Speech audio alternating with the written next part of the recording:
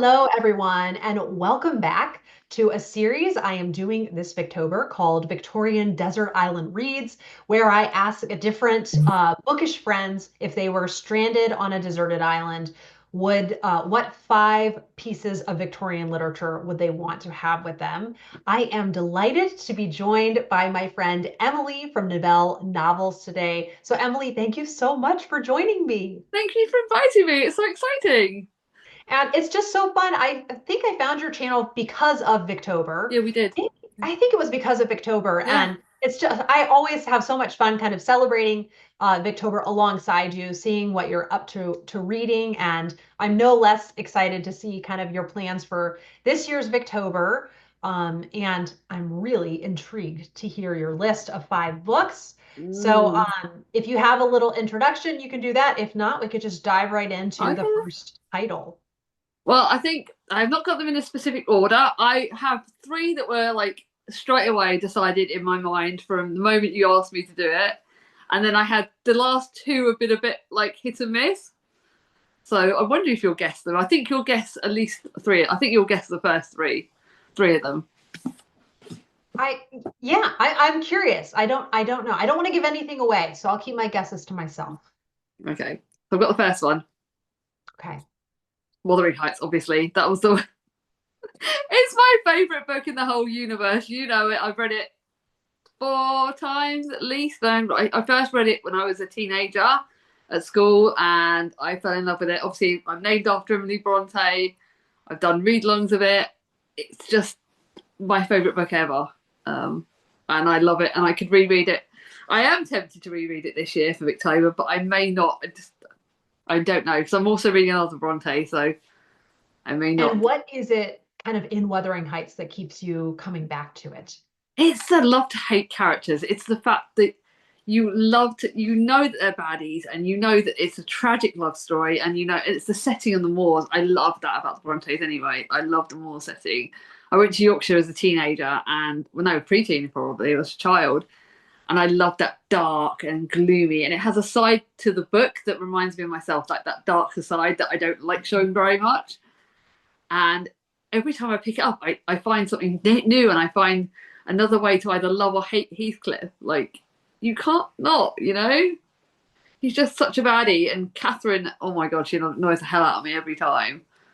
But the way the dynamics go on the generations, it's just addictive. It really is.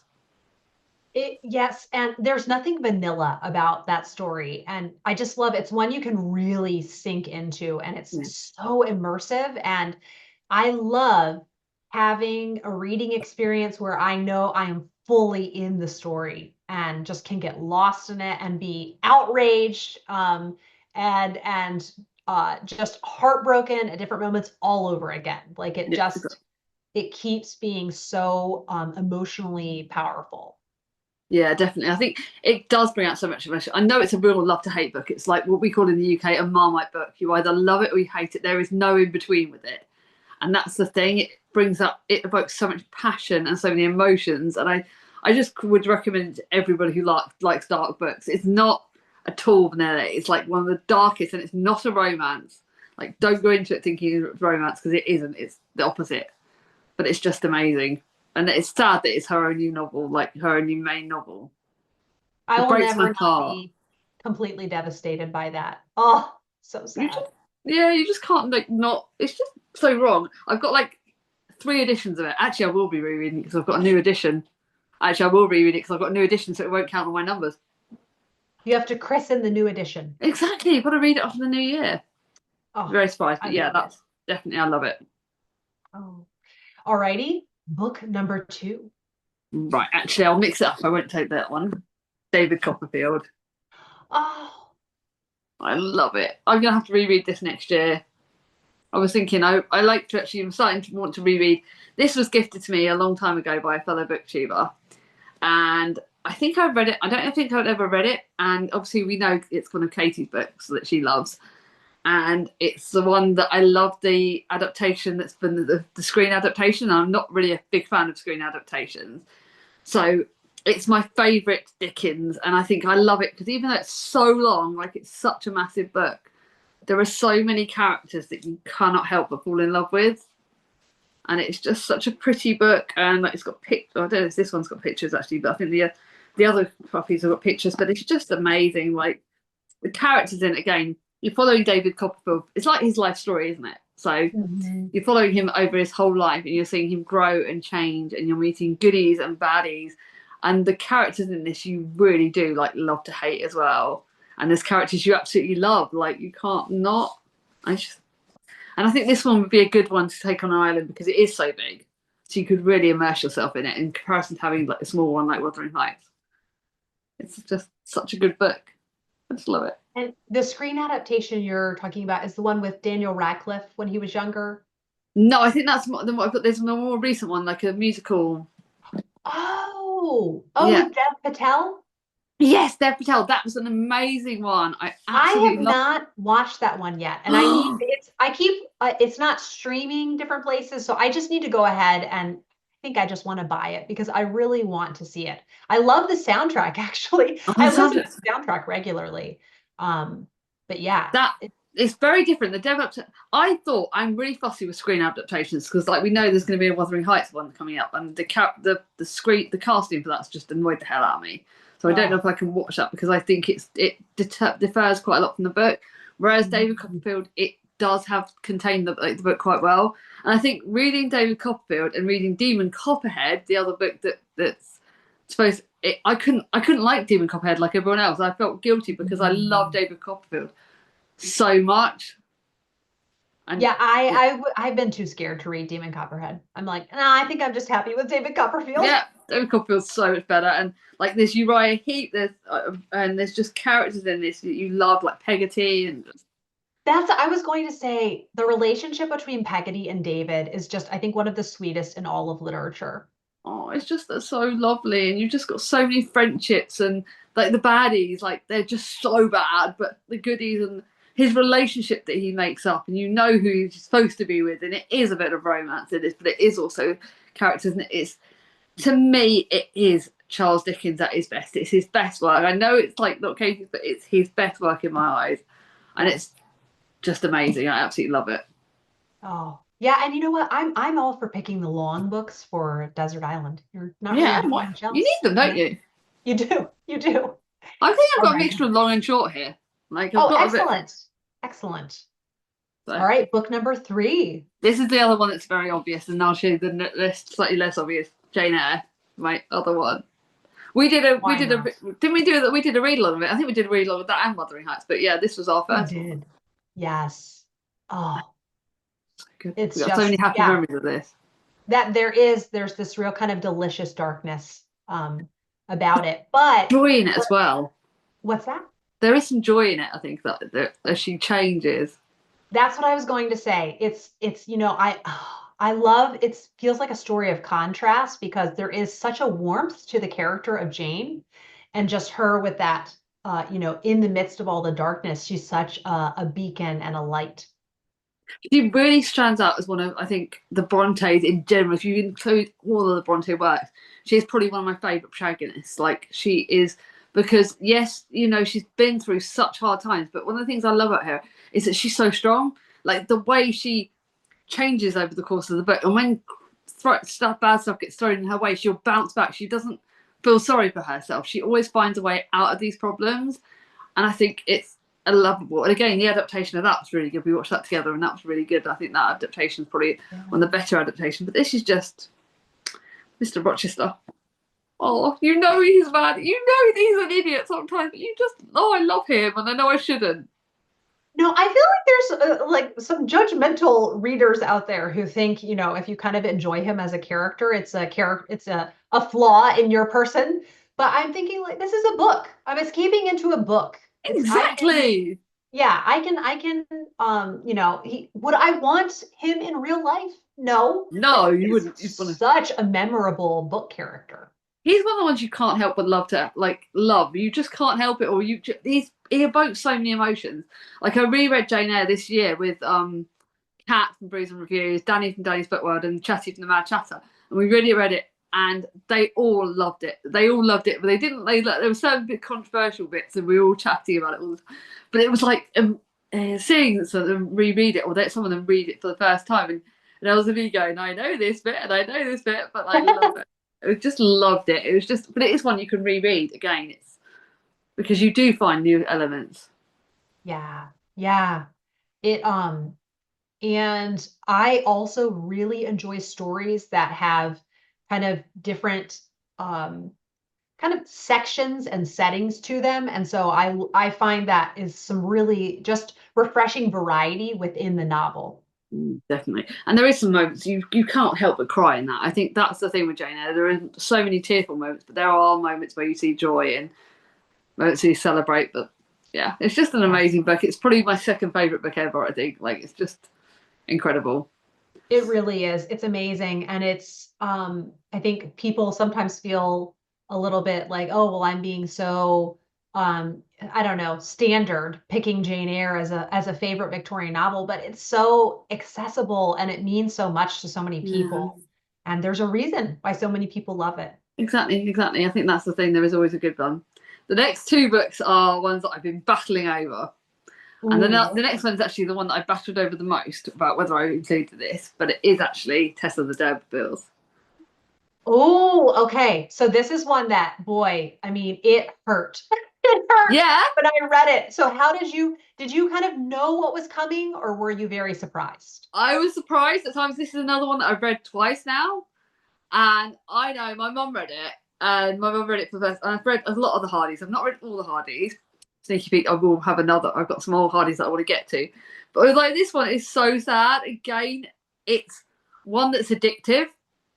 Like you know that the twists are going to happen. You know that it's sadness and it's full of death. But I think Thomas Hardy writes a lot of dark books as well. But it's just one that is just like Tess is so sad, but it's just so good. It's his writing is just incredible, and you love Tess even though you know that she's making wrong decisions. And you like, why are you doing this? But yeah, I just can't help but love it. I don't know why. It's one that I had no idea kind of what the plot was like. And I watched the miniseries first. And Really, I think I was depressed for like a week after. it's And so I went into the book kind of knowing what was going to happen, and I couldn't believe just how desperately I was willing things to go differently than I knew they were going to. Like I just, if I exactly. just wished hard enough, Exactly, but things that's the would go point. That's better. why I chose it because you want this character things to go better. You want her to do well, and that's the thing. You obviously it's evoking so much passion in you that you're wanting things to go the way that you know they won't. But to have Yes. such a connection with the character, I think that's how Hardy writes well. I also did like Jude Obscure. I did like that one quite as well. I don't know why. Jude's another one that I love as well, even though that's very sad. Well, Hardy's a that is good where we writer. differ, and that is okay. You know, others can love Jude the Obscure for me. Yeah, you're not. That's the one of the ones you're not a big fan of, isn't it? No, I am not. That I just felt so beat up, and with Tess, I really like I was rooting for her. I was cheering her Yeah. on. And I just didn't feel kind of that connection to Jude as a I character. think Jude's not as good as that. I think that my other favourite was probably Mayor of Casterbridge. I did like that quite a lot. That is just a straight up soap opera, and I Yeah, love it for it. yeah. Like so Mayor, many twists and turns. I was very torn between probably Tess and Mayor of Casterbridge because they're both so good. I think Hardy, but Hardy, not all of them. There was like one Hardy that I didn't love. I think it was Under the Greenwood Tree. I think it's not it's not a favourite. That one wasn't as much of a hit with me. Have you read Return of the Native? Yes, I did like. I Oh, think I read I that. love that one. I did like Fast and the Madding Crowd. That's Charlie's favourite, my sister's favourite. I love that one too. Fast and the Madding Crowd's another good one. That's the Oh, thing. But Tess, I don't know what it is with Tess, why I keep wanting to reread it, why I keep wanting to bring it, why I would happily have it over and over again, but I love it. I I don't really know if love I'm willing to hurt that much again. Like it just, but it was, I mean, it's such a powerful book.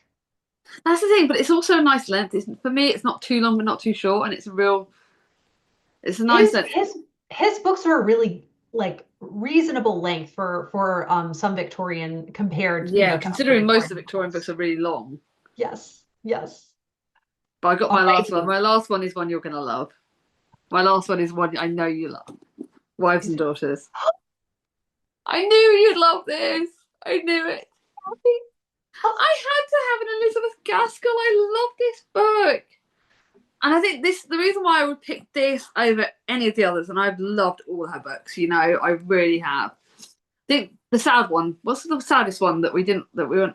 Sylvia's Lovers. Yes, that's probably my least favourite. That's Mm-hmm. probably the one I'm not as keen on, but I love all of her other books. And it was torn between this and North and South, but I love the characters in this, and I love that even though she didn't end it, the ending they gave it kind of gave you like the way her children gave it. They kind of tied it up, hopefully how you would have thought she would tie up, but also it's that ending, the fact that you don't know quite how it would have gone, so you can imagine your own head. You can give our own endings, which is quite fun. That is the thing, is you can imagine it. Yeah. You very much know how it's going to end. I still wish, there was an actual ending to it. But Yeah. it's still, I still am so I reread it every year. I can't stay away from it. And I think it's also really interesting, kind of the contrast of different characters. So I think like Exactly. Cynthia and Molly and Roger and Osborne, and even Mr. Gibson and Hyacinth I contrasting know. with one another. And Exactly. yeah, and I heard on a podcast that Elizabeth Gaskell, one of her daughters, she decided to divide them up into the characters of Molly and Cynthia. So kind of like her Oh, vices she put into Cynthia and her virtues she put into Molly. that makes sense. That really does. But Molly's such a character that you can't help but love. I love Molly. She's probably my favourite Gaskell character. She really is. I think I would agree with that as well. And you just want to give her a big hug by the end, like Yeah, all the secret all the keeping time. that she has to do. And she loves her father so much, and you can see that devotion. And she's so good with Hyacinth. Like the way she gets her sister suddenly, and her sister is so opposite, her stepsister, and so opposite. But she's just so giving. Molly just gives her heart to everything, and I empathise with Molly, and I love Molly, and it's the right length, and it's the nice longer book, but it's just not too long. And now I really need to reread this again soon. I think one of the years I'm gonna have to reread this. But that's I'm, the I'm thing. not Like, I'm not kidding when I say that pretty much every time I hear about it, I'm like, oh, I want to reread it right yeah, now. I'm picking it up and I'm going, oh, it's so tempting. I've got to stop wanting to reread all of them. I've got loads of classics I want to read for Victober. You Can't know read. what, though? I don't think you at all have to feel guilty about that. I think now, it's a gift and a curse of the modern era to have access to so many books. But there Exactly. is something to be said to becoming intimately acquainted with different books. And that is how people used to be. Our family has been rereading the Little House on the Prairie series by Laura Ingalls Wilder. Oh, And I think her family owns like four books. and and just those are the books that they know in and out. And if it's a good book, you're going to gain something new from it each time that you read through it. And exactly. so I say do those rereads that you want to, and you can make time for new ones as well. And I just think there is kind of endless merits to rereading, particularly classics and rereading. Definitely. I think that's why I think I would spend more on a classic book than I would a normal book, because I know that I'm gonna get more out of it. Especially I would tend to buy multiple copies of them because I know that if I like a book, I want a nice copy of it. And I tend to maybe I'll spend less. I'll either get it from I'm learning I could get it from the library first and then buy a copy, because our library, Katie's got me wanting a book for next Jane Austen in July. Like she was talking about the Mystery of Voldover, and I want to now that one. I now want Yes. to read that, but I'm like, maybe I'll just look at the library. And Yes. yeah, classics are just so good, and I think that's why I love them. Like I love Victober, and I think the Victorian classics. I'm sorry, they're my favourite. I know I shouldn't be judgmental, but they are. You don't have to apologize to me. I love them the most. I And absolutely love also, them. what's lovely too to think about with Victorian classics is even if you don't connect with any of the characters and you're a little bored, you're at least guaranteed a beautiful language as you're reading. Yes, exactly. And the writing is incredible. There's so many amazing authors. Every year in October, I find a new book that I love. Every year, I find a new book that I get passionate about, and Oh, it's so hard finding this list. There's like so many other books up on my shelves. I'm going, I could have picked that, and I could have picked that. I know, I know. Well, hey, I will just put a little bug in your ear if at some point you want to try Charlotte Mary Young. Oh, I I do need to see. I need to find out how I can get her books, because I don't know where you can get them easily. I do haven't you seen. do you use an e-reader? I don't. That's the thing. I don't. I Yeah, just need see, physical books. it's such a shame. Her books are really hard to get physically. I have had friends message me like they have stumbled on her books in like antique bookshops. And I know there are some editions being published. Like I got an imprint edition of The Young Stepmother on Amazon here, but I don't know if it's available on Amazon I might UK. get you to send me a link. I'll get you to send me a link. Okay. Tell me some I'll look on Amazon and I'll see if I can find them like via Yes. that. Yeah, I'll send you a link to it, and I wonder if it would be available for you as well. See what we can find. But Yes. yeah, I'm looking forward to the Victober. I'm looking forward to seeing what everyone reads this Victober. Because obviously by the time this comes out, we'll know the prompts and we'll know what we'll. Yes, I'm so excited for announcement videos to go up, and I'm so excited to see what everybody's reading and just to celebrate alongside everybody else. And yeah, it's I've already just planned that my TBR is going up before my October TBR is going up. When I've planned my videos for September, my Victober TBR goes up first, then the other books. Because yes, depending on how many books I'm reading for Victober will depend on how many books I read to go yes, alongside it. yes. And then I'll have Yeah, to I think of some fun definitely content. I the past couple years I've made time for some other non-Victorian books, but definitely Victorian is the kind of Yeah, that you need to. category. I need to read some like books alongside it. I need to read some funny and some contemporaries alongside it, just to Yes. cushion me in the evenings. Yes, definitely. But yeah, Well, Emily, thank you this so has much. been so much fun. Thank you so much for giving of your time for this and sharing your list. My pleasure. Thank you for inviting me to do it. And thank you, everyone, for watching. And I hope you're having just the most splendid of Victobers. And I will be back with another video soon. Bye. Bye.